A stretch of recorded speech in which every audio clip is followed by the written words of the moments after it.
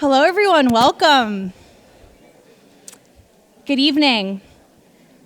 I'm glad to see such a lively turnout for tonight's event. Thank you so much for being here. My name's Diana Martin. I'm the executive director at Hourglass, and we are one of the hosts of tonight's program. Our organization has been around for 27 years, and our focus is on providing reliable information on issues that impact Lancaster County. We host speakers and forums like this every month of the year for our members. Typically, we're talking about hyper-local issues like the future of the Lancaster train station area or tourism in Lancaster County. But tonight, we're talking about an issue that's important both across the nation and in our backyard: trust in our elections. Just like we do all year round, our goal this evening is to bring subject matter experts to speak directly to our community, to share information and answer questions. Tonight, you'll hear from a variety of viewpoints: state and local election administrators, Republicans and Democrats, media and judges, on what they feel is most vital for our community to know about elections in 2024. Our hope is that Lancaster County will be more informed going into the upcoming races and therefore more resilient in what could be a contentious year across the nation. Tonight, I'm sure you'll learn something new about how elections operate here in our community. You might even hear something you don't love about how elections operate in our community, and that's okay too. That's part of democracy. So tonight's a community conversation. One event is not going to start and end that conversation. I hope you take what you learned today and you commit to being a trusted voice on elections in our community this year. And if you hear something you think could be improved, I hope you take the opportunity to contact your legislator or write a letter to the editor and continue the conversation. I'd like to thank each of you for taking time out of your schedules to be with us. I'd like to thank each of our panelists who have traveled here from across the state to be in Lancaster and talk to us about these issues today. And I'd also like to thank our sponsor of the event this evening, the Lancaster County Community Foundation. Because of their support, you get a pre-round of applause. Because of their support and vision, we were able to make this evening's program free and open to the public to make this information more accessible.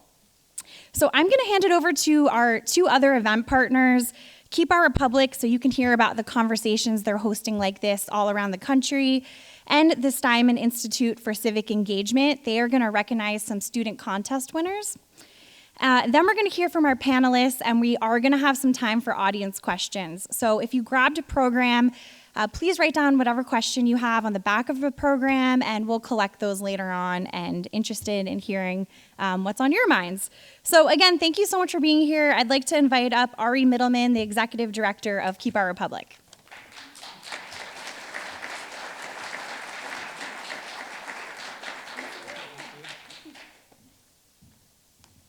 I really want to thank Diana. We've done events. So our nonprofit is operating all across the Commonwealth, but also in the state of Michigan and the state of Wisconsin.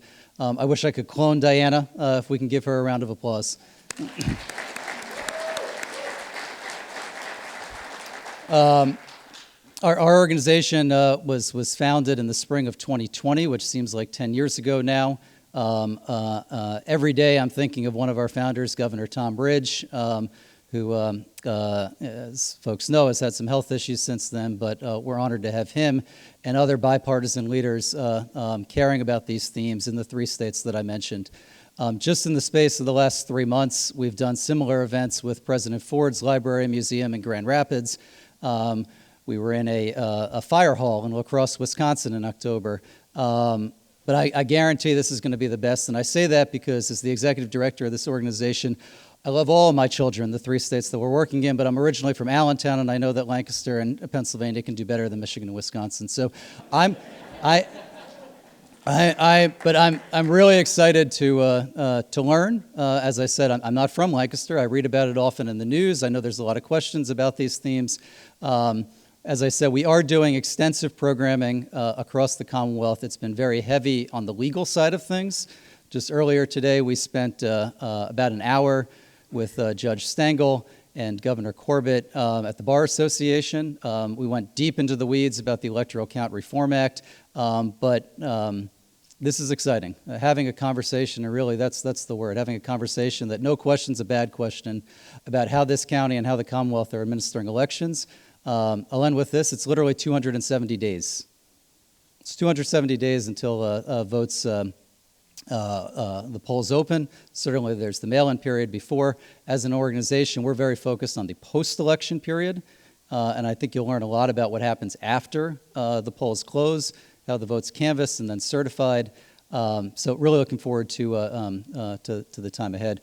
I've gotten to know in the planning of this Jess King, and I'm so excited about the next part of this because I was one of the judges. It was very difficult with the students, and having a student component is a first for our organization, but I don't want to steal Jess's thunder. She'll share about that.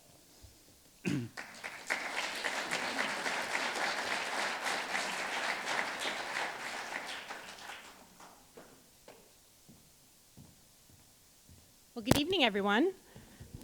I have the pleasure of serving as the inaugural executive director of the Steinman Institute for Civic Engagement. And if you haven't heard yet what we're up to, the Steinman Institute for Civic Engagement was founded last year at a time of unprecedented change in local media. How we get our information has changed in like no ever before in our lifetimes. And because of the critical importance that a free press plays in democracy.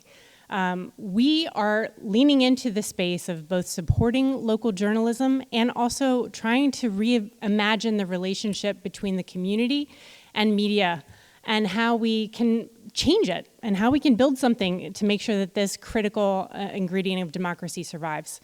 So, really pleased to be doing this work. We're going to be doing more of this kind of work. Thank you, Diana, for inviting me and the Steinman Institute into this process. One of the things that we were most excited to do was to open up a contest to Lancaster County high school students to join in this conversation and essentially to be part of a civic learning contest open to all Lancaster County high school students who could submit an essay, a work of art, a social media campaign, or an organizing kind of campaign. And out of all that we received, I'm pleased to announce that I believe we have 2 of the winners that are here tonight. You'll be able to see their entries published or linked, at least. Some of these are actually multimedia, so there's a video that was submitted that you'll be able to see on Lancaster Online, and the links will be published in this Sunday's newspaper in the Generation Zeal section of the opinion section of the newspaper, so please make sure to check that out. You'll see it on Lancaster Online and also in the newspaper. So at this point, I'd love to welcome up Zoe Weicker from Warwick High School, who won first place. So join me in congratulating Zoe.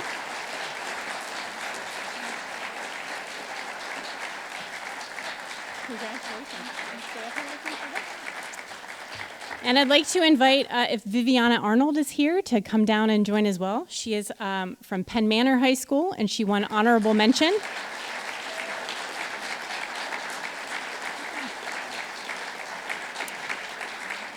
And unfortunately, Madeline Hampton from Elizabethtown High School couldn't join us tonight, but these young women are fantastic. We had 2 11th graders and 1 10th grader. Viviana, great to meet you. You too. So they'll each receive a cash prize directly to them, and they will also have a prize for their school. I also want to just give a shout out to the judges. Ari was a judge. Brian Booker here from the IU13 was a judge. Suzanne Cassidy, opinion editor from LNP, was a judge. And so it was really wonderful to have that community participation. And I think the thing I'm most encouraged about is the investment that our young people in Lancaster County have in this issue. They can't even vote yet, right? And they're incredibly invested in this issue. And to share your creativity with Lancaster in this way, thank you. So.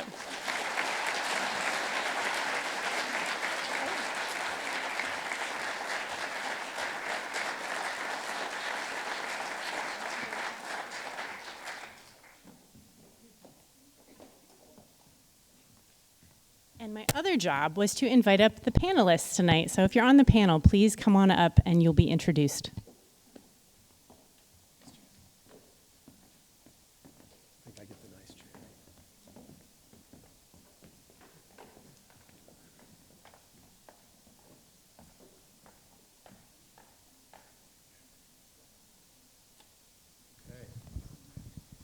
This is on, okay. Good evening, everyone. Welcome. I'm Stephen Medvic. I'm Professor of Government and Director of the Center for Politics and Public Affairs at Franklin and Marshall College, and it's my great privilege to be able to moderate this panel this evening. I think I'll start by introducing the panelists. To my left is John Jones. He was named the president of Dickinson College in 2022, previously served as chief judge of the U.S. District Court for the Middle District of Pennsylvania. He was appointed to the federal bench by President George W. Bush and unanimously confirmed by the U.S. Senate in 2002. It's no small feat. Next to him is Ray D'Agostino, who was elected as Lancaster County Commissioner in 2019 and currently serves as chair of the Lancaster County Board of Elections Board. Prior to becoming a county commissioner, he served for 10 years as CEO of the Lancaster Housing Opportunity Partnership. Welcome, Ray. Next to Ray is Michael McDonald, was appointed Director of Policy for the Department of State in April of 2023. He provides research, analysis, and recommendations on key departmental issues that impact the program areas of charities and corporations, elections, and professional licensure. And then at the very end there is Kate Huangpu, who's state government reporter at Spotlight, PA, a nonprofit newsroom in Pennsylvania focusing on long-form and investigative public service journalism. She graduated from the Columbia Journalism School's Data Journalism program and got her start reporting in New York City. So welcome all the panelists.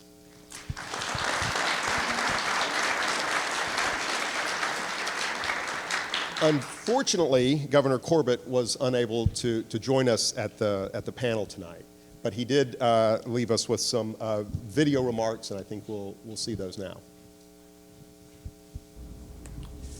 Good evening. Thank you for coming out tonight to learn more about how Lancaster County and the Commonwealth are preparing to administer the upcoming elections.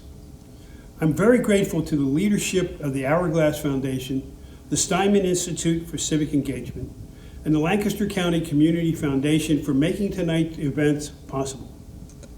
I apologize that I'm not able to join in person, but know that I have many fond memories of my many trips to Lancaster, and I intend to make visits to the county in the future, especially to work with Keep Our Republic. I'm honored to be an active volunteer with this nonpartisan civic education nonprofit. Our Pennsylvania leadership includes not only Judge John Jones, who is joining you tonight, but also other retired federal judges, United States attorneys, and civic leaders. We are traveling the Commonwealth with the same nonpartisan goal: to promote transparency and simplicity in the electoral system. We hope that tonight you will gain more confidence and trust as you prepare to cast your vote. Trust in our elections is the backbone of our American democracy. As we approach our 250th birthday as a country, everything depends on this trust. I know that many of you have questions, and I hope the incredible panel tonight can provide you factual answers. Unfortunately, election administration has been increasingly questioned. I have full faith in the administration of Lancaster County elections, and you should too. And I am sure you will after tonight. Conversations like this one, on the local level, are the hallmark of American democracy. Whether you are a Democrat or a Republican or an independent, we should all be able to agree on this. In Philadelphia, after the Constitutional Convention, Ben Franklin was questioned by a woman on Chestnut Street. She said, "You have been hard at work in there. What type of government will we have?" His answer was short but factual: a republic, if you can keep it. Unfortunately, I believe the months ahead are going to get very heated. We should not sugarcoat that. Pennsylvania will be the Keystone State. We must be alert for misinformation and foreign actors that just want to divide us as Americans and have us doubt the resiliency of our democracy. In the months ahead, we must all work together to keep our republic. That is my hope for this evening and this year. Thank you, and I hope to see you soon at a future event. And God bless America. Great, thank you, Governor Corbett.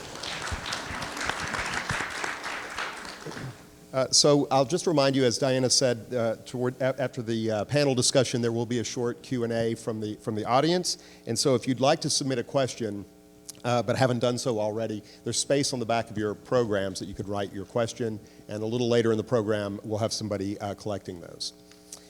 So why don't we start with the broader state context, and so we'll start with Mr. McDonald. There have been two significant pieces of election-related legislation that have been enacted in recent years. So Act 77 is one, which had bipartisan support when it was passed in 2019, and then Act 88, which was passed by a Republican-controlled legislature and signed by a Democratic governor in 2022. Can you briefly tell us about what these two acts do? Sure. Act 77 was one of probably the most significant piece of election-related legislation that was passed in this Commonwealth in decades, probably close to a century. The biggest reform that it implemented was it made no excuse mail-in balloting available to all Pennsylvanians. Before Act 77, you could vote by mail, but it would be via submitting an absentee ballot, and you needed to have an excuse for doing so. You needed to have a reason why you wouldn't be at your precinct, your polling place on Election Day. But Act 77 did away with that. It lets anyone vote by mail for any reason or no reason at all. It also did some other notable things. It eliminated straight party. It did away with the option of voting straight party tickets, which means that people can't just hit a button for a Democrat or a Republican. A voter has to vote on each individual candidate. It also made a significant amount of funding available to counties, upwards of $90 million that the counties could use to purchase election systems that had verifiable and auditable paper trails, so that the voting machines that they used, that people used to cast their ballots, voting systems that were used to tabulate the results, all had paper backups that could be used to ensure that the results were accurate. Act 88 came a few years later. The biggest thing that Act 88 did was it made it so that counties in the state could only use federal or state funding for election-related activities. So it prohibited jurisdictions from being able to use private funding, third-party funding, to put toward any of their election administration costs. But it made a significant amount of money available, about $45 million available to the counties via election grants that the counties could apply for. If they receive the grants, which they typically do, they could use it on a number of election-related costs. They could use it for security-related costs. They could use it to procure new election systems, buy the paper that needs to go into the ballot printing machines, pay election workers, things like that. And it was a really important reform and provided much-needed resources to our counties. And if they accept that money, they also have to count ballots continually, right? Yes, there are some conditions to the money. It mostly related to the process that they have to follow for counting the ballots, some deadlines related to reporting election results. But most counties consider that a fair trade-off for the resources it provides. Thank you. Can you give us an update on any changes that have been made going into the 2024 electoral cycle? Yes, definitely. Two come to mind that we're really proud of at the department and in the Shapiro administration. One is we redesigned mail ballot materials, and we rolled this out last fall, working with input from the counties and working with the Center for Civic Design, which is a nonprofit good government and good design group. They're design and interface experts. We revised the mail ballot envelopes and instructions so that, one, they would be uniform across all the counties in Pennsylvania. Counties would have to adhere to the prescribed forms for what these materials could look like, with some exceptions for making sure that information was properly localized as needed. And two, we designed it so that it would minimize the opportunity for voters to make the kinds of errors that would possibly result in their ballots being deemed ineligible. So for example, we added in the date block, the mail ballot, the voter's declaration now has 20 in the beginning.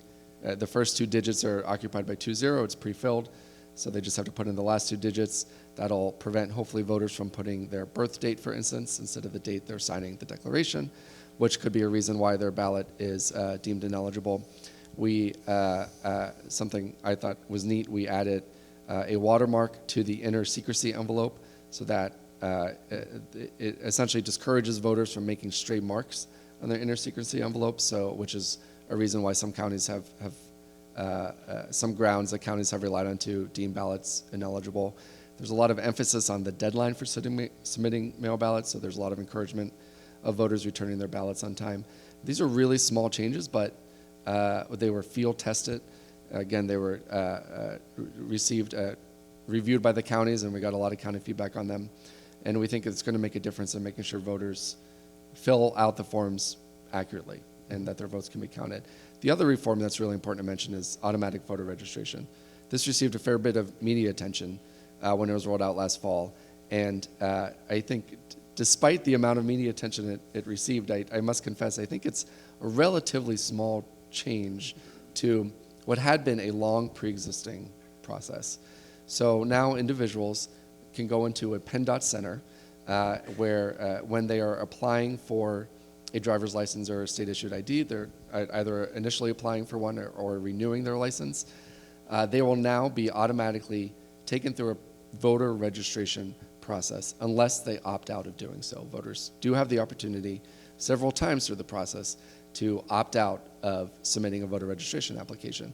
Before, voters had to take some affirmative steps to opt in to submitting their voter registration application, and we made it a little bit easier by reversing that process. And it's really been successful. I think since from September when it was implemented to the end of January 31st, counties processed about 47,000 voter registration applications that were submitted via that method. And compared to the same period of time 2 years ago, the last time there was a federal election, that's a 45% increase in voter registration applications coming via that means. And what's, I think, notable is that there hasn't been a partisan advantage. I think there was some criticism of the initiative when it was implemented because people feared that one side or other would benefit more from it. But the breakdown in who's been registering to vote, the voters who are deciding to affiliate with a party when they register, it's actually quite even among independents, Republicans, and Democrats. And it's a really important initiative. It's been successful in increasing the access to voter registration for voters, but it does some other important things. I mean, it makes it easier for communities of people like military voters who relocate often. If they relocate often, anyone who relocates, I think it's fair to say that updating their voter registration record is probably not top of mind. But when you show up at a PennDOT to update your ID, you'll now be presented with an opportunity to make sure that the voter rolls are accurate and accurately reflect where you reside. It also reduces burdens on county officials, who now will be faced with processing fewer paper applications, which take more time and manpower. So we were really proud of implementing that reform. It increases voter access, but it's really safe, really secure, and it's a great addition to the state. Great, thanks. So Pennsylvania currently conducts post-election audits, actually two kinds of post-election audits. Can you talk about those audits and how they're used to ensure accuracy of election results? Yes, I can. The first is statutorily mandated. Every county, after reporting their election results, but before the secretary can certify that those results are correct, has to undergo a recount of a sample of their ballots. The sample has to be either 2% of the total ballots cast or 2,000 ballots, whichever is fewer. And they can count those ballots either by hand or by using a device that is different from the device that originally was used to tabulate those ballots. So they can't rely on the same machine to do the same counting. Every county has to go through that recount.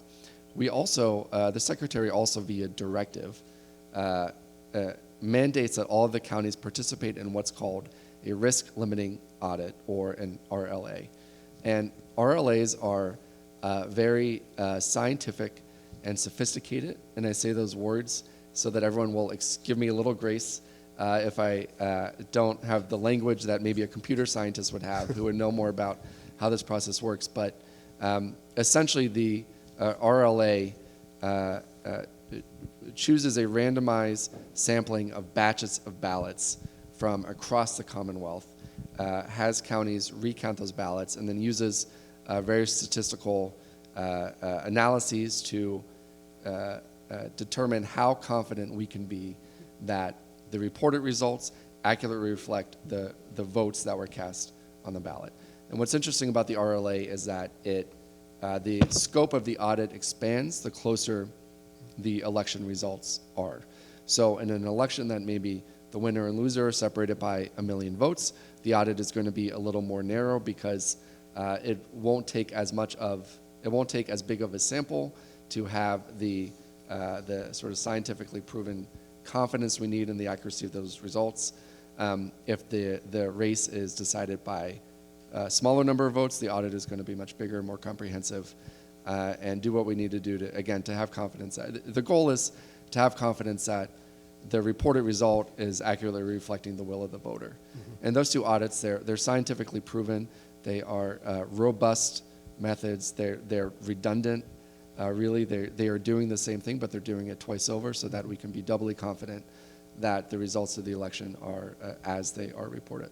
And they're conducted before election results are certified. Exactly, yeah. They're conducted after counties initially report the results, but before certification, which is when the secretary essentially announces the election results, and then those results are binding. Great, thank you. Okay, why don't we shift to the local, and Commissioner D'Agostino. As chair of the County Board of Elections, can you give us your assessment of how elections are run in the county? Sure. I think it's important first to have an understanding of sort of the mantra, the ideals that we hold when we're talking about running elections here in Lancaster County. And I think some of folks may have heard me say this, but the three ideals are integrity, veracity, and transparency. So every decision we make with respect to elections, every process that we look at when we're talking about elections are filtered through integrity, veracity, and transparency. Any one of those things is amiss, then I think we have a problem, because I think it lends to a question about the results of the election, and we don't want to have that. So those are the three ideals that we utilize in looking at how we run elections in Lancaster County. I have a background in financial management, and so when I think about elections and I think about those three ideals, it harkens back to the idea of having internal controls. And some people may have heard me say this. I think we should think about our elections the same way in some circumstances as we think about our money, quite frankly, our fiscal system, and how much we pay attention to how well we take care of our money, our financial system. And so I've actually said that I believe that our ballots are the currency of our democratic constitutional republic. If you think about it that way, then you start understanding those ideals I mentioned, and how we look at making sure that everything we do leads to people feeling that we have integrity, which is to say that we look at those internal controls, both from a physical space, but also the processes. And then veracity. What good is having an election if we can't be, as was mentioned, what good is it if we can't be sure of the result? So we want to make sure that everything we do leads to a result that we can feel confident in. And then undergirding that is transparency. People need to be able to see how we go about doing things. And, a couple years ago, when I think it was 2020, we had national news outlets here in Lancaster County, and they were allowed into our room where we were doing pre-canvassing of our mail ballots. And we heard from the national news outlets that they have never had as much access, quite frankly, to see the process as it did in Lancaster County. And so we're very proud of that, quite frankly, because there are other places that may not do that. But we do that here because, again, it undergirds the idea that people need to understand how we do things and be able to have questions. There are people who are walking around the room there and they're asking questions because just seeing something and not having the ability to ask a question or understand what it is that they're seeing is not necessarily helpful. So those three things are how we look at elections here in Lancaster County. Great, thanks. Can you talk a little bit about the process the county follows to ensure that elections are secure? So, for example, how are ballots handled before, during, and after Election Day? Yeah, so I'm going to go back to the idea of internal controls and the idea of financial systems. So we literally have a vault for our ballots, the mail ballots that come in. I'm focusing on them because obviously, day of ballots are they're utilized by the voters during a day, and they're put through the scanners and they're put into a lock box and they're brought back and whatnot.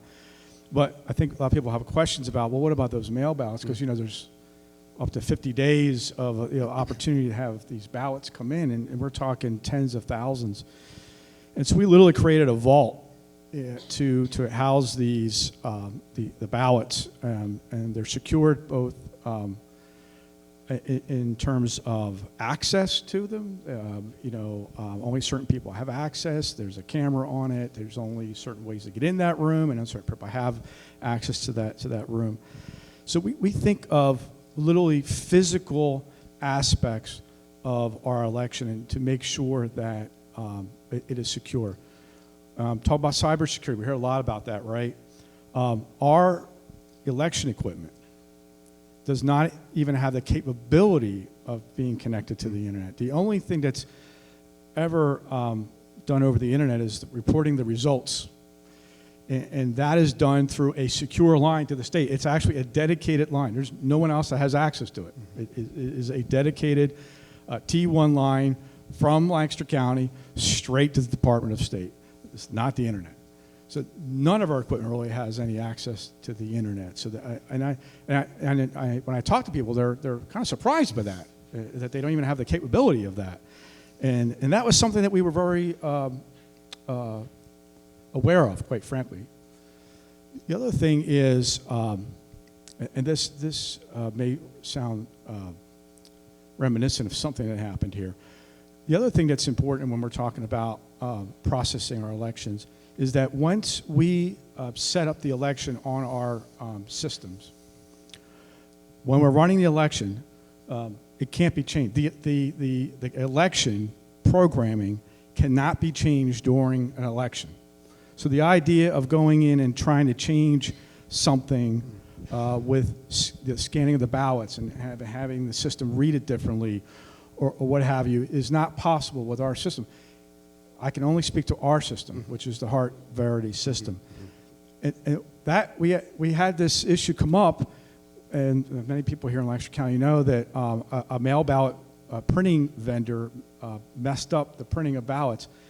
And we didn't know about it because we can't open the ballots until the day of the election. And so that morning when we opened them up and tried to scan them, they wouldn't scan.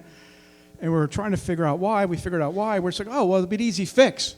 We'll just reprogram the scanner to read it the way that they actually print the ballots. So you call Hart, and they're like, that's a no-go. That's actually an internal control. I like hearing that. It's going to take us, we had to remark the ballot. It was a lot of time.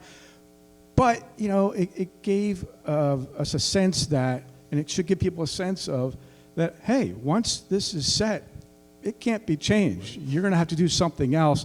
And when we did that something else, which is remark the ballots, we come up with a process that, again, integrity, veracity, transparency throughout that process. And, again, the national news outlets that were here and the local news outlets all had access to that. The parties had access to that. So everything we do, looks through that lens, and including the process, quite frankly, through whether it's the day of voting or the mail ballots, all looked at from the perspective of making sure that we have that integrity, veracity, and transparency. Good, thank you. Can we talk a little bit about poll workers, maybe? What's the training like for poll workers? How do we recruit poll workers? I mean, some of them are elected positions. The judges of elections and the inspectors are elected, but we still need other poll workers. So how do we go about filling those positions? And do we have any trouble doing that in Lancaster? Some counties have difficulty finding enough poll workers. Do we in Lancaster? So first, I should go back and give a shout out to our staff at the Board of Elections. They do a phenomenal job day in and day out. They take their jobs very seriously. They know how important their work is, and they do a fantastic job. Another shout outs to our volunteers and the poll workers, quite frankly. Here in Lancaster County, we have not had a problem with having poll workers. In fact, we have more people that come to us and want to help out than we have spots for. So we utilize over 1,400 volunteers as poll workers throughout our 240 precincts. And we'll have almost twice as much, if not 3 times as many people volunteer. You know, I hear from other counties that they have a problem with getting, we do not have that. And that's just the collaborative and, you know, get down and let's get involved in the business of Lancaster County working together that we have here in Lancaster County. So hats off and applause to the folks here in Lancaster County who really make the election work. And that's important because, you know, this isn't just a few hired hands that are running this election. We, the people, are running this election. It's not just the 20 people or 30 people you might see in the Board of Elections office that are running election time. You know, it's close to 1,500 people. So we don't have a problem. And training, yes, we have training that is conducted every year for all of our poll workers. And we require that they come out every year because you never know when something's going to change. Again, when you're looking at that lens and those ideals I talked about, we're always trying to tweak things so that we can do things better. It's a never-ending process to make sure that we're doing things more efficiently, effectively, to make sure that we are getting that vote right, and we're getting it done as fast as possible, but making sure that it is accurate and that people can feel that way when it's over. Great. Thank you very much, Commissioner. Let's widen the lens again and turn to a journalist who watches election administration very closely. Ms. Huangpu, you've done some great reporting on things that worry county election officials going into this election season. Can you tell us about some of those concerns? Yeah, for sure. So I think election directors primarily are just, the phrase I've heard is that presidentials are a different beast. There's just a lot more to deal with. So I think logistical errors that might be more manageable on smaller elections or elections where there's less turnout they'll be exacerbated because there's more voters. So things like pre-canvassing is a priority. Right now, election directors, like election workers, they can only start counting 7 a.m. the day of election. And now they can't stop until they're finished. So there's some room for human error there. People get tired, they'll have to count through the night. Similarly, just clarity on mail voting has been a priority. I think anything that leaves room for lawsuits, essentially, is what they're trying to inhibit now. And then something else I've heard a little bit more about in recent years is either trying to stymie or trying to prevent harassment of election workers, whether that be through legislation or increasing legislation that, puts a punishment essentially on doing that, whether that be a fee, a fine, or prosecution of some sort, but also adjusting, the cost of filing a recount petition, for example. Right now I think it's about $50, and that was set in 1937. They just want it updated for inflation, so it sort of reflects more accurately what the price should be in 2024 costs. So those are some of the priorities I heard. I think mostly it's just logistical stuff. They want a lot of clarity. They want a wide span of time before the actual election, so they know how to prepare. Those are the main things. Good, thanks. You also conducted an investigation along with Carter Walker of VoteBeat about outdated parts of the Pennsylvania election code. Could any of those outdated provisions impact the way the 2024 election is conducted? Yeah, I mean, I think it goes back to logistics, where a lot of the things that need to be updated in code, like filing, the cost of filing a recount petition, that's something that could be updated, that's in the code. I think it's just logistical difficulties, or the code not reflecting the reality of how elections are operated today. Like one example is that I believe the code requires 2 poll workers to write down the name of everyone that votes by hand. Whereas in reality, that can be done electronically these days, especially with electronic poll books. And that's just resources that could be diverted somewhere else. So I think a lot of the issues that I've heard, they're not make or break. Like election directors have said, like, we can work around it, it's fine. It just would make life a lot easier and reduce the chance for human error going forward. I see. So what would what would election officials say would be the 1 or 2 things, or legislators, that they'd like to see changed in the way we run our elections? And what's keeping those changes from being adopted? I think pre-canvassing is definitely one of the biggest ones. That's just like logistically an easier thing for people to do than having to count starting on election day. And again, I think clarity on mail ballots, that's definitely a big one. I think even things like moving the mail ballot registration deadline. Right now it's just, you can register for mail ballots up until a week before the election day. And election directors have said that that can be logistically difficult, you know, getting that registration, sending out the ballot, getting it back in time. So it sort of changes like that. But as far as what's holding it back, I think a lot of it is just partisan fighting in the state legislature. Elections have become really politicized in recent years. That prevents some action. There's just a lot of eyes on it. I think also because right now we have a split legislature. Previously we had a Republican legislature and a Democratic governor. So there needs to be a deal where both parties feel like they're getting something out of it. And you know, you saw that with Act 77 in 2019, where both parties did get something out of it. But then there was 2020, and there was sort of a wave of new scrutiny on elections and how they're held. And I think that has really been an inhibitor for any further action on this issue. Sure. Can you talk a little bit about what you see as the media's role in combating election misinformation? Yeah, I think that's something we've been discussing a lot in our newsroom, at least, where we're trying to figure out how we can actively sort of pre-bunk issues before they come up. That's sort of what we're trying to go for, where we're looking at where we can sort of demystify the election process, talking about how poll workers are trained, how election audits work, the process through which elections are held, talking to election directors, and just making this information as accessible and digestible as possible for the people. Because I do think, you know, it's, I mean, I'm very interested by election administration, but I don't know if, like, my grandmother is, for example. So I think a lot of the times it's just breaking down the process and making it as easily accessible and digestible for people as possible. Good, thanks.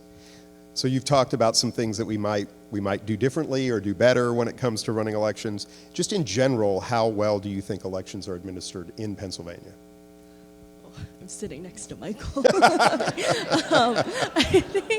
I think it really depends, because there's 67 different counties, and Pennsylvania has a system where pretty much every county can do, they have a lot of latitude. So I know at Spotlight, like Carter and I have worked on just trying to catalog the different practices of each county, and that within itself was a pretty big endeavor, just because you have to reach out to 67 different counties and they have disparate practices. So it really does depend county to county. I think we were talking a little bit earlier where there's positives to having a decentralized system where, you know, counties can specify what works best for them.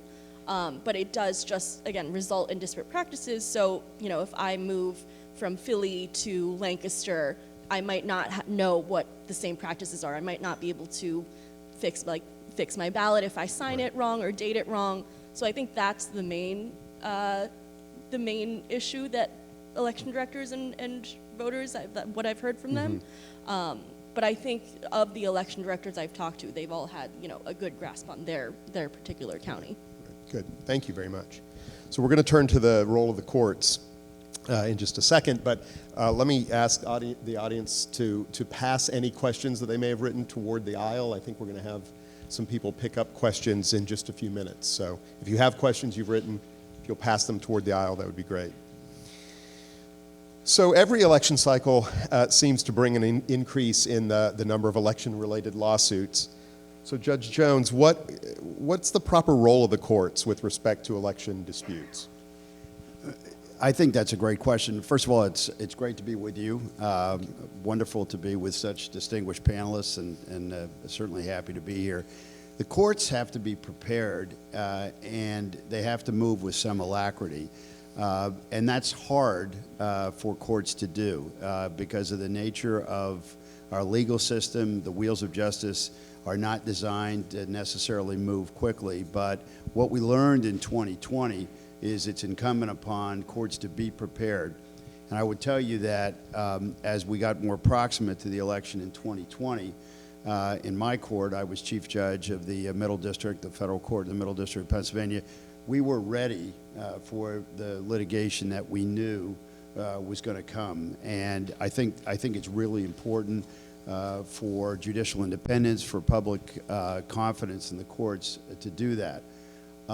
And you have to be able to evaluate cases quickly. And I give you an anecdote at this point.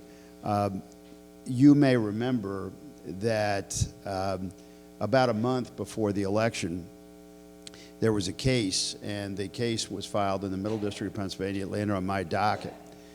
And the case was filed by a public interest law firm, certainly a law firm that would be favorable towards then President Trump. And it sought to strike thousands of voters off the rolls, mainly in Philadelphia and Pittsburgh, alleging that they were deceased and that the Department of State had not done its job, local election bureaus hadn't done their jobs in striking these individuals. The first thing I did is engage with counsel, and I asked them what proof they had. And you have to be proactive. The courts have to be proactive. I said, you know, if we were to hold a hearing, what kind of proof are you going to present? The proof they alleged was that these voters hadn't voted in successive elections. I said, do you have death certificates? Do you have proof that they're dead? No, they did not. So we didn't have to have an evidentiary hearing. I was able to dispose of the suit quickly, and the suit was ultimately dismissed. I'm not going to strike somebody from the voters, from the voting rolls, simply because they haven't voted in a number of elections. You all may remember post-election, there was a famous press conference at the Four Seasons Landscaping, this is a true story. And you may remember Mayor Giuliani holding up an opinion and alleging that dead people voted in Pennsylvania. That was my opinion that Mayor Giuliani had in his hand. I had no evidence that dead people voted in Pennsylvania. But you have to, I tell that story because, you know, it had to be dealt with quickly. And so courts, I think, have had to move in a way that, that it really is challenging and unprecedented. Mm-hmm, mm-hmm. I think sometimes people, when they hear an opinion, a judicial opinion that they don't agree with, they just assume there's some kind of partisan bias behind it. And judges do make it to the bench in somewhat indirectly political partisan ways. Either they're elected, maybe at the state level, or they're appointed by elected officials. How confident should citizens be that judges, when they're deciding these cases, are doing so according to nonpartisan principles? I think they should be extremely confident. You know, I joked over my 19 years plus on the bench that when I had a controversial case, that the media would report me, and I thought my name was changed from Judge John Jones to Bush-appointed Judge Jones. You know, the inference was clear when people did that.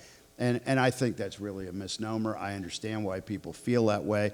There are differing philosophies. I certainly recognize, and you all recognize, on the Supreme Court of the United States, on appellate courts, for trial judges, and that's where the rubber hits the road in elections. They do their jobs. They rule according to the facts and the law. I think there should be an extremely high level of confidence in in the judiciary. We were there. My former colleagues were there to get the job done without fear or favor, and in a way that is unbiased. Mm-hmm. Good, thank you. There's been some reference made to counties doing things slightly differently, and in a 2020 election case from Pennsylvania, a federal district court ruled that, among other things in this case, that different counties running their elections slightly differently is not a violation of the Equal Protection Clause of the U.S. Constitution. So, for example, as Kate referred to, some counties use drop boxes and some don't. Some allow citizens to correct mistakes on their mail-in ballots, and some don't.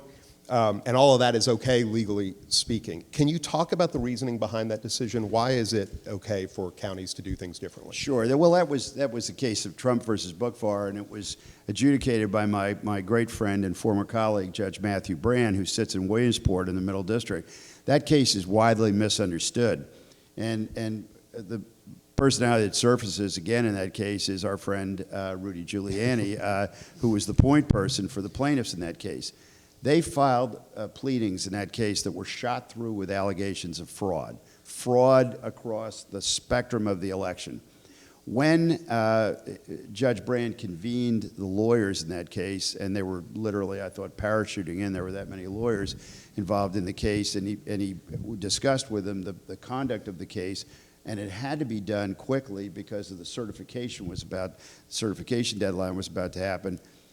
It was quite clear and conceded by the plaintiffs that there was no fraud. And so it boiled down to an allegation that several of the plaintiffs were not allowed to cure their ballots. And because they were not allowed to cure their ballots, the relief that they sought was essentially to disenfranchise every single voter in Pennsylvania and have their vote stricken, but notably only in the presidential election. So they did not want to decertify the results in any of the other races where, of course, we know historically that Republicans ran the table in the other statewide races. So it was a very bizarre suit. Judge Brand had enormous patience. He listened to Mayor Giuliani argue for several hours and appropriately threw the case out. It did show that because Act 77 has not been, in my view, and this goes to some of the comments, remediated, we have a system where it doesn't prohibit drop boxes. It doesn't prohibit ballot curing. Should we? Should we mandate that? That's left for policymakers. But it wasn't excluded, and it isn't on its face violative of the Constitution. And certainly wasn't a basis to invalidate every vote that had been cast in the presidential election in Pennsylvania. It is curious to me, as a citizen, not just as a former federal judge, that, you have a legislature that passed Act 77, a bipartisan bill, when it was passed, that allowed no excuse voting. And I think engaged citizens here know that it wasn't but a short time later that a bunch of individuals who voted for that went back to the courts and alleged that Act 77 was unconstitutional. They had voted for it. And I think it shows how dysfunctional sometimes, I'm sorry if there are members of the General Assembly here, but it is true, that we seem to lack the political will to get in. I am concerned about the election in November, this looming election that, as I already said, is but 270 days away, because there are things that could be fixed and cured if we had the political will to do them that would clarify matters of voting and would probably avoid some of the litigation that we're apt to see. Are there particular legal issues that you think might arise in 2024? Are there anything that you're worried about? Well, we're going to see recount petitions again, and as was said, that relates to a 1937 law where, again, to clarify, you can pay $50 and you can ask for a recount. There's an automatic recount provision if it's, I think it's 0.5, if it's that close, there's an automatic recount. You can get walloped in the election. You can get creamed, but you can still go in, and for $50, without any allegation of fraud, you can request a recount. And that happened all over the Commonwealth in 2020. And clearly it was, I think, to try to prove the point that voting machines were defective because it then triggers a hand recount. Hand recounts are notoriously unreliable. They just are. And so there would be a hand recount, and because hand recounts are not reliable, there would sometimes be a slight disparity between the hand recount. The upshot for counties is they had to pay for these. You know, the $50, if you adjust it for inflation, was probably $1,000 in 1937. But you know, they're nuisance petitions, and some courts wrote into the law fraud. Some courts didn't. Clearly, that's going to happen. I fear that there could be other litigation that comes at the front end. It could have to do with you know, basically polling places, other things. You name it, it lets your imagination run. I just think, as I said in my first answer, courts have got to be at the ready. And from counties' standpoints, and I say this to my friend the commissioner, you know, that every single county legal official, the solicitor, the assistant solicitor, local solicitors, certainly the solicitor for the Election Bureau, they've got to stand at the ready and be prepared for this. One thing I would tell you that I think is going to be cautionary for those who would bring lawsuits, there were disbarments that happened after 2020, including Rudy Giuliani, for bringing baseless suits. I do think that because lawyers were penalized, as they should have been, for bringing baseless suits, that there's going to be some degree of reticence. And I don't think you're going to see lawyers running in with, you know, allegations of fraud created out of whole cloth, and then, you know, being disproven and facing maybe disciplinary proceedings. That may affect the amount of litigation. I'm just not sure. Yeah, interesting. Thank you. Okay, I think it's time for audience questions. I'm the floating head in the corner. Thank you guys so much for submitting so many great questions. I feel like we have the smartest people in Lancaster County here today. We got lots of great questions from folks. As you can imagine, we got quite a few questions about Lancaster's recently delayed mail-in ballots that did not make it in time in 2023. We got a couple questions about those.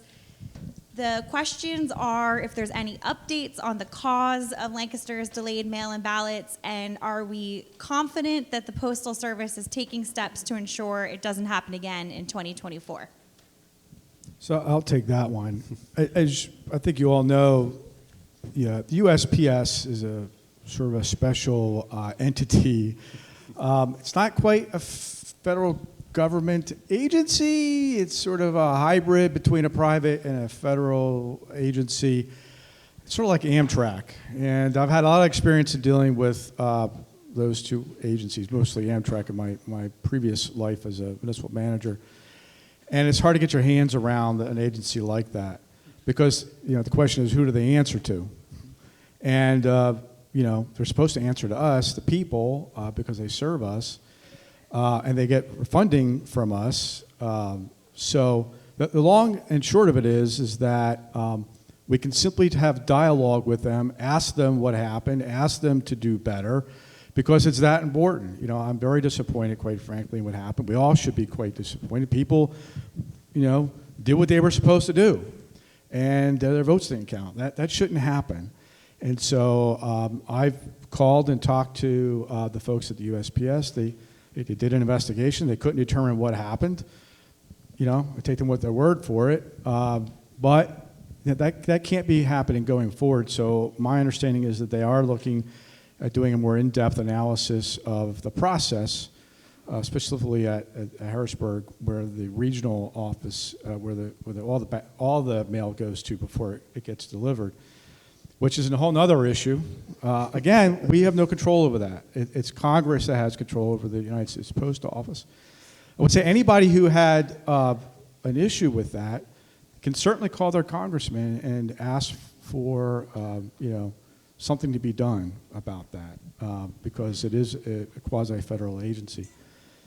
I've had conversations. I've made sure I was up speaking to the governor's office, to Congressman Smucker's office, to our local legislative leaders hear about this, because we all should be concerned about it, quite frankly. And I'm staying in touch with the post office, the people at the post office. When I say post office, I mean the USPS, not one specific office, about it. I can just also share that the department also is in dialogue with the Postal Service constantly and are trying to understand better what happened here. Something we did try to do when we redesigned the mail ballot materials, we actually worked very closely with representatives at the post office to make sure that the new forms met all of their specifications. And one of the things we did in collaboration with them was we're asking counties to, the outer envelope that you put your ballot in when you send it back in the mail should have a purple stripe running down the side of it. And that uniform coloration, and there may be some vendor issues that make the color slightly different between a couple of counties, but that uniform coloration, we hope, maybe in small ways will make that mail more recognizable to postal workers so that they can more easily and readily identify when there is a ballot sitting in their bag of mail that they need to handle with care. And remains to be seen what effect that will have, but that is something that we've talked to them about trying to improve. The other thing we've done is, and because of our conversations, the USPS now and counties, we are now telegraphing. We're telling the USPS, look, our mail ballots, in terms of the applications that are coming in and the ballots that are going out to the voters, we're notifying them with this, be ready. They're in your system, and that means look for them to going to the voters and then coming back from the voters. Can I just ask a quick follow-up? So I'm assuming there were delayed ballots in other counties. Do we know that? Do we know if other counties had?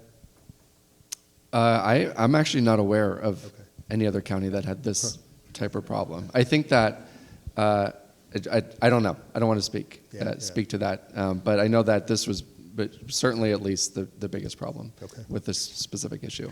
Okay. So and it is unfortunate that late arriving mail ballots we talk a lot, and you may hear a lot in the news about the reason ballots are rejected, missing signatures, the dates are incorrect. But by far, late arriving ballots is the #1 reason mail ballots are ended up not being counted.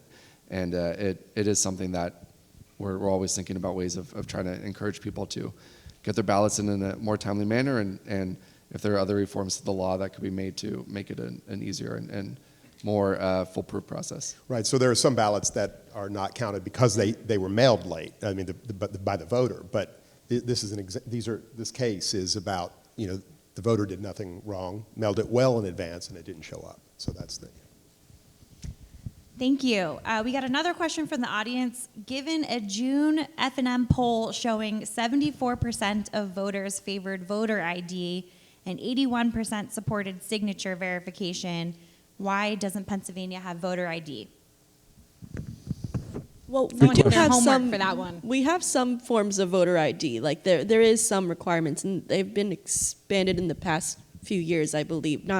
There's no universal voter ID requirement, but I believe the primary inhibitor is just that Governor Wolf, there was a bill that sent to his desk that included voter ID. He vetoed it. He then later said he was maybe open. Josh Shapiro has said he's open to some form of expanded voter ID. But really, it's the state legislature can't seem to pass a bill that they all agree on. There was an attempt with the statute of limitation constitutional amendment that was passed in last session. They tried to pass it again this year, and Senate Republicans attached another amendment that would also put a constitutional amendment on expanding voter ID there. So there are bills that are trying to get to that. It's just a matter of getting the state legislature to agree, essentially agree to a deal. It's an issue, quite frankly. Voter ID, in terms of whether at the poll or a mail ballot. So we're not even allowed to check signatures.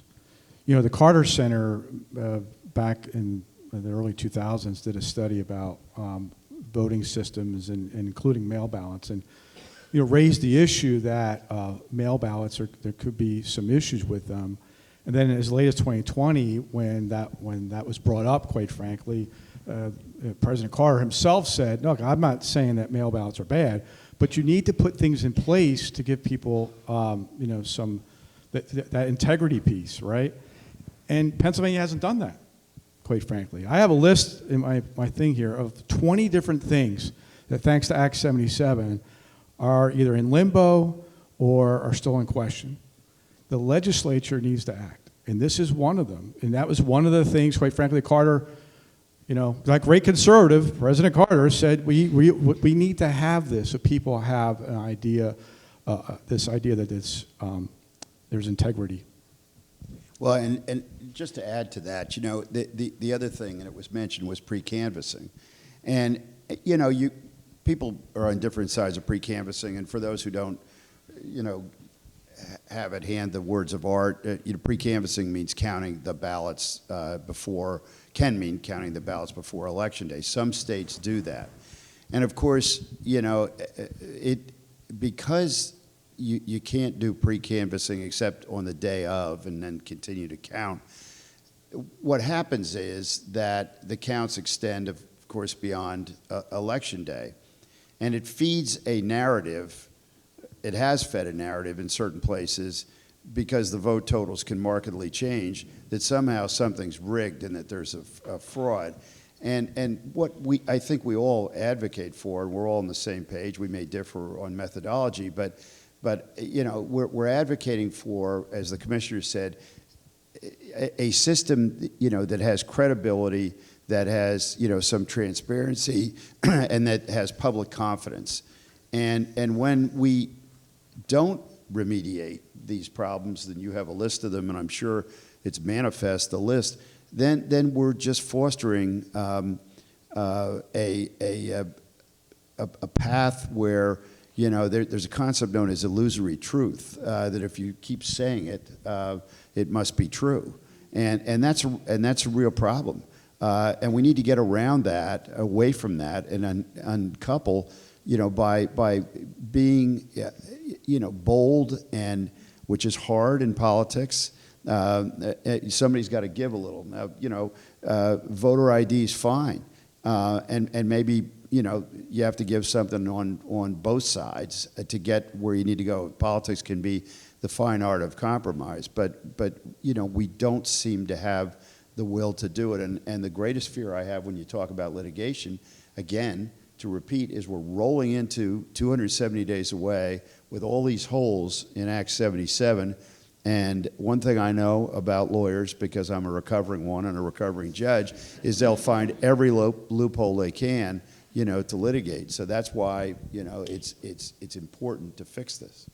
I will say this, Judge. I've got the decision here on the curing by the court. The court, both the Supreme Court and the Commonwealth Court, are practically begging the legislature to do their job to fix this because they can't make a decision. That's exactly right. You mentioned pre-canvassing, and we did get quite a few questions about pre-canvassing. This question is specifically for Commissioner D'Agostino to ask if you support pre-canvassing here in Lancaster, and why or why not? Giving pre-canvassing some more time. Oh, absolutely. Yes, we've been public about that. We certainly need it, and it's evident why we need it, quite frankly. We have gone to great strides to try to work with our vendors, but at the end of the day, human error, right? We're all humans, and if you don't know that something happened until the day of the election, it's too late. You can't deal with it. That's one thing. The other thing is time. We're going to have tens of thousands of mail ballots coming in, and we have to have a lot of volunteers, a lot of people. It's a huge operation. I don't know if people realize this or not. We now administer 3 different types of elections. Prior to 2020, we had one, the day of. The absentee ballots were almost inconsequential. The numbers were like 1,800 in Lancaster County. We're not talking about tens of thousands. The 3 different types of elections, you still have in person. You have the mail ballots, which includes no excuse and absentee, and we have early voting now. And so when you have all 3 and on top of it don't have the time, to pre-canvass, to actually get ready the day of the election to actually count the vote. It's a recipe for either issues, like we've talked about, or not getting the vote out when people expect it, quite frankly. People should have an election result, or at least an idea of the result that evening. And it's tough. Even with Act 88, I'm sorry to say, you know, it doesn't say in Act 88 how fast you need to go. It just says you're supposed to keep going. Now, in Lancaster County, we perfected that. You know, in 2020, we had the convention center. You opened up the entire convention center and had 150 people. And by the next morning, we were able to get out something. There are small counties who, quite frankly, can't do that. That's exactly right. I can't stress how important that point is, because if you go up to Luzerne County, where they have a real problem getting workers and some, you know, tumult in their election bureau. So the General Assembly says, okay, we're going to let you do no excuse voting by mail. So you have election bureaus that are getting ballots dumped on them, you know, like trucks backing up and dumping ballots. But by the way, you can't count them ahead of time. I mean, it makes no sense. And again, it goes to confidence in the process.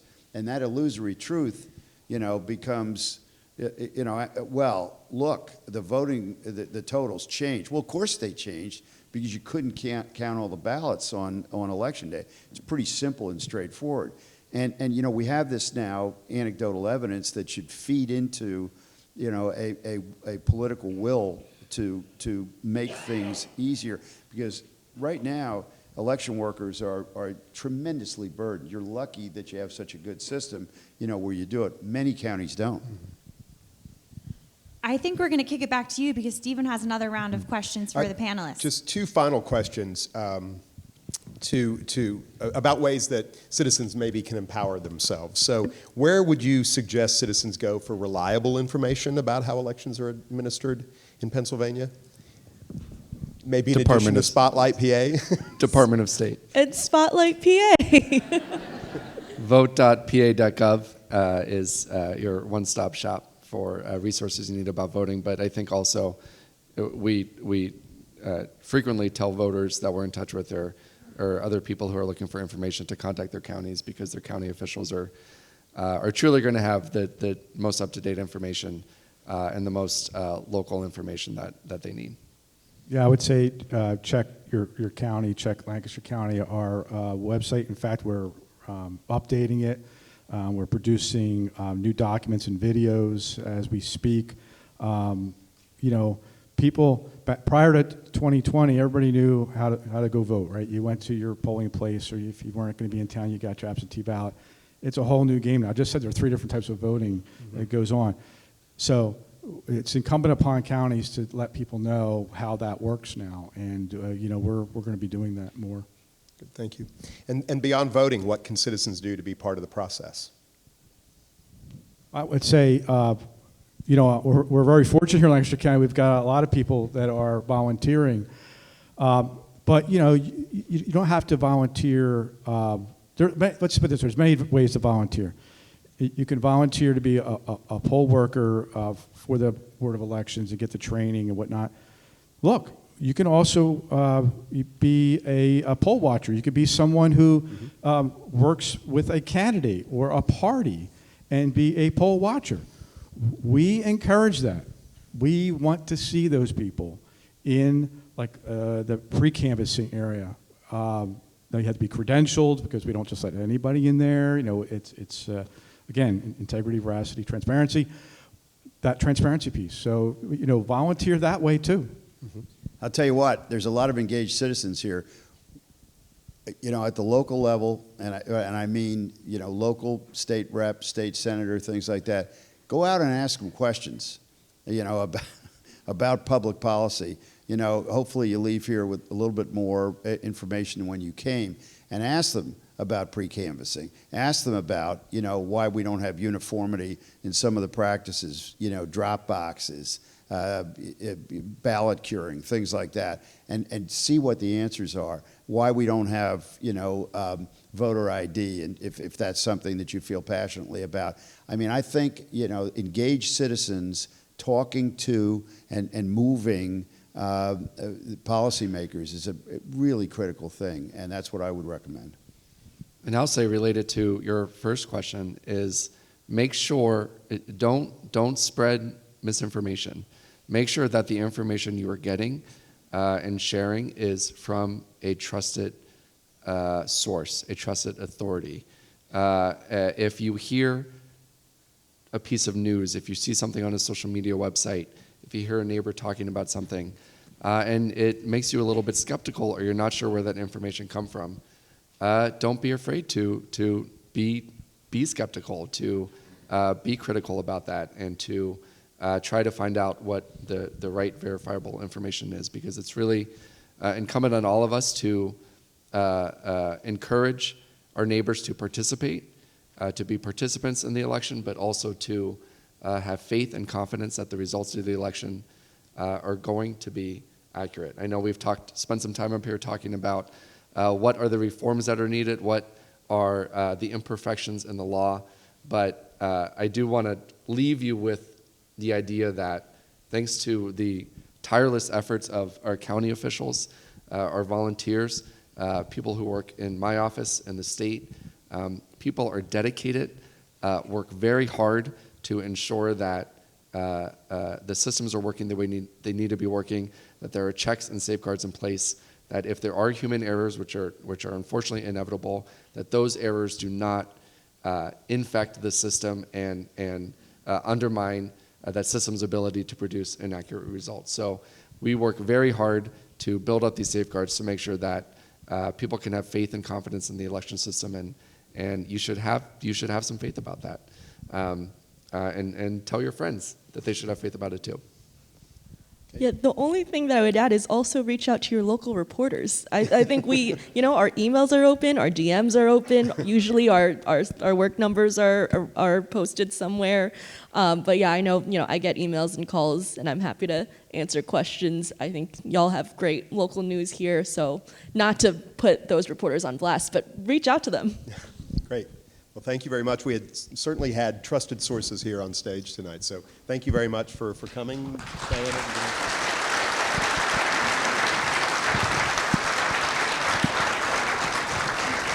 All right, thank you so much to our moderator and panelists. Let's give them a round of applause.